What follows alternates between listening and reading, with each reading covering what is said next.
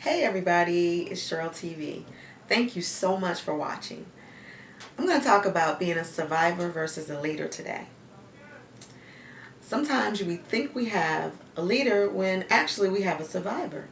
So I'm going to tell you the difference between the two. So let's start with the definition of a leader. A leader is a person who leads, guides, or inspires others. A leader can be a boss, a father, a captain, anything like that. Those are leaders. A survivor, on the other hand, is a person who remains alive despite hardships or trauma. A person who knows how to cope. So those are the definitions of a leader and a survivor. And some of the qualities of a leader are very different than a survivor. Leaders always, when you see a leader, they always care about others. They're, thinking about others. They care about others. They care about how their decision affects others. That's the main quality of a leader. They care about, is this decision going to affect other people in a negative or positive way, and they make decisions based on that. Also, leaders have people that follow them. A leader always has, a group of people that are following them. That's another way that you can tell if they're, if you're dealing with a leader. They have a global vision. They have a worldwide vision. Their vision is not just limited to them and, like I said, us four, no more.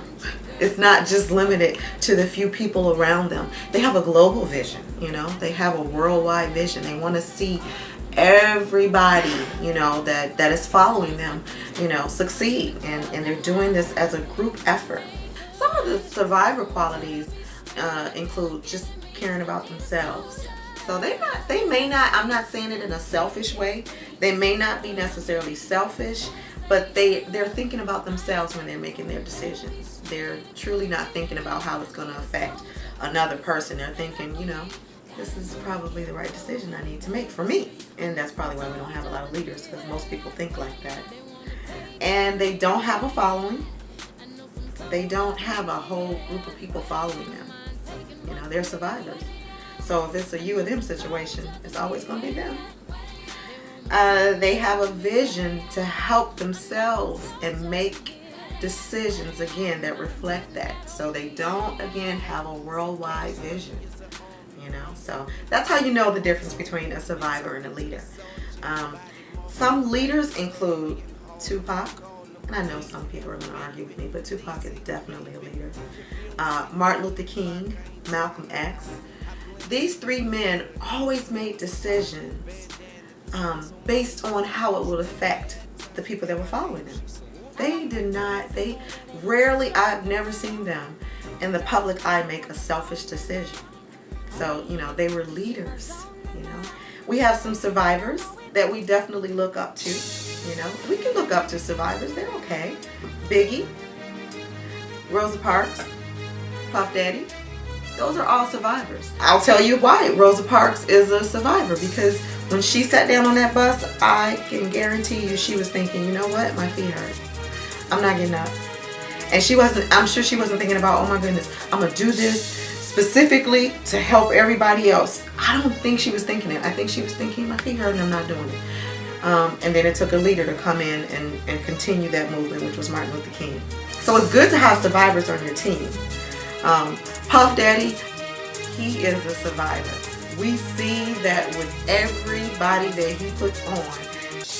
He'll give them, a little bit, he'll put them on, but they're on their own. He makes decisions that help Puff Daddy.